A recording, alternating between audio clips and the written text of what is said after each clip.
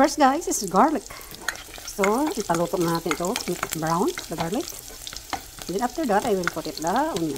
Ito ang aking red onion guys. Amoy. Then, lagay ko itong chicken. So, lagyan natin ito ng black pepper, and garlic powder, then salt.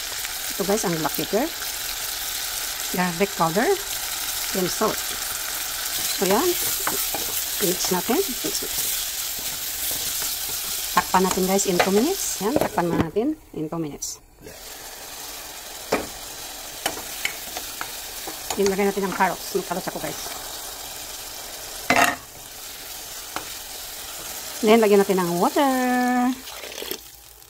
Then, pakuluin. And then, after that, ilagay ko ang pasta.